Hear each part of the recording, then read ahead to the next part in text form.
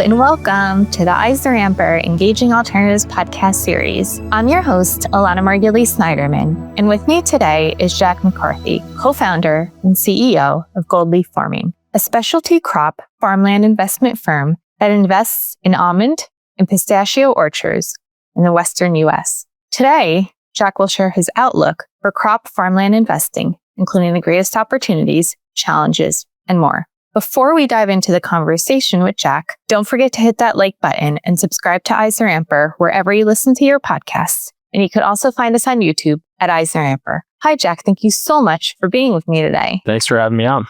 Absolutely. So to kick off the conversation, tell us a little about your firm and how you got to where you are today. So we own and operate on behalf of our investors about $350 million of farmland, and it's specialty crop farmland. So almonds, pistachios, organic medjool dates, all in the Western U.S. And, our team is sort of split between a few of us that do more of the investment side of things that look like a private equity or real estate firm. And then most of the team is out operating the farms every day from kind of Sacramento down to Bakersfield and over into Arizona. At EisnerAmper, we are creative problem solvers that take a 360-degree approach focusing on you. We're an award-winning firm with decades of experience. EisnerAmper. Let's get you ready.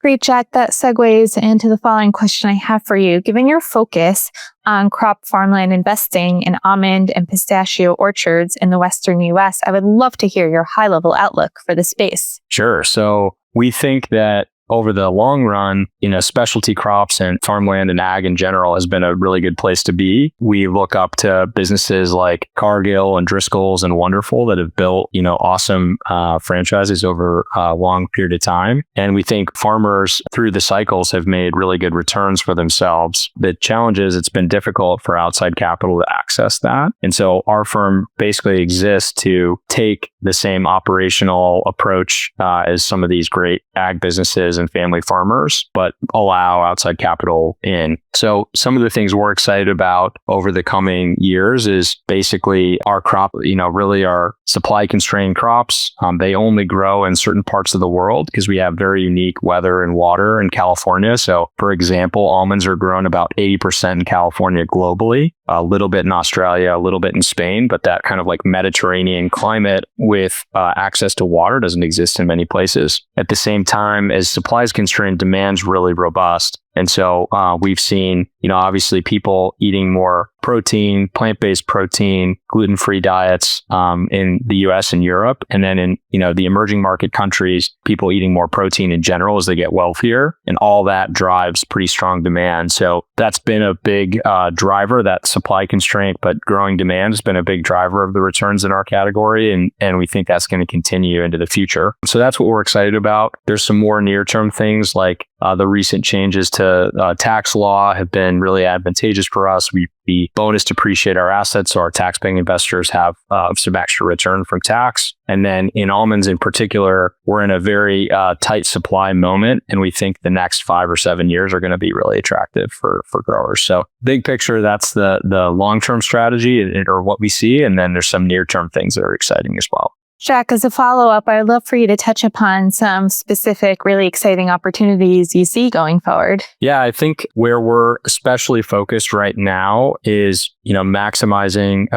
how we can take advantage of the almond cycle. So like all commodities, these businesses go in cycles. So when price is really high, all the growers make money and then they plant new acres. But almonds take 5 or 6 years to reach production. And so you get this lag where, people plant new acres, but they don't come online for a while. And then when they do, you have oversupply, price falls. But when price falls, nobody has any money, nobody plants, people rip out acreage. And so we're in one of those moments now. For the last 4 or 5 years, the economics have been really tough in almonds. And so, the long run's been good, but the last 4 or 5 years have been tough. And what that's meant is acres are actually reducing, though demand is growing, and yields per acre are limited as people have a hard time at fully investing in their orchards. So we're excited about, as we play forward the next 5 or 7 years, there's going to be likely a big upcycle in price. And for those who have the ability to sort of buy now, the returns are going to be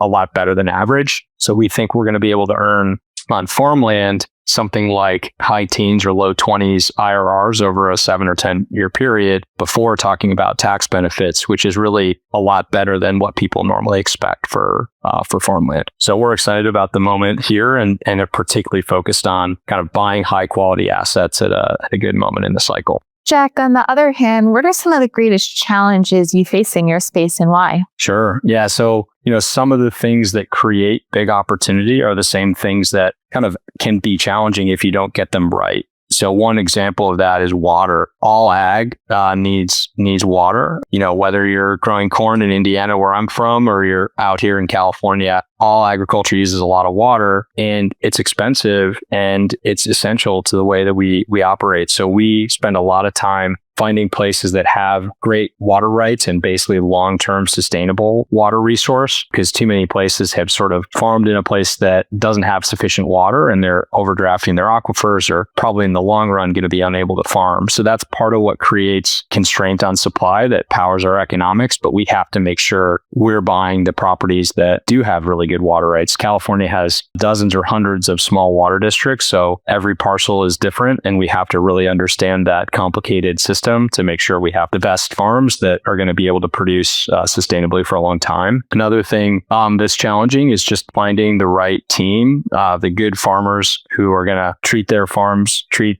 our investors in our farms like their own, and really know the agronomy and the plant science well, and are ready to lean into things like ag tech that will make farming more efficient. We have 60 people. We have a fantastic team, and I think every time I go visit one of our properties, the farm manager will be showing me around like it's his personal orchard, which I love. And, that culture and the people that we have are super important to get the farming and the ops right. And then, I think something else we think a lot about is leaning into sustainability. It can be both a strength and a weakness. We think, the consumer, the customers, like the retailers that services the consumer, they know that people care about sustainability, whether ESG is, the hot topic or out of favor. Like in the long run, people want things to be done in a more responsible and sustainable way. And it's good for us too, to saving water saves money, for example. So we're very leaned in to that. We're one of the biggest organic growers in the world of our crops. We also do things like regenerative, work on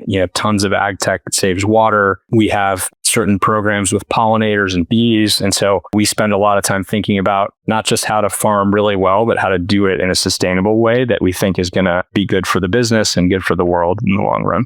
Jack, we've covered a lot of ground today and wanted to see if there are any final thoughts you would like to share with us. Yeah, I think we just are excited to keep building a business in kind of an old industry, but a new asset class. And we think, there's a lot of opportunity, not yet enough capital and talent. And so, for the time being, there's really good return opportunity. So we're excited to be kind of in a niche space, building something great and doing it over the very long run. So appreciate you letting us tell our story a little bit and having us on.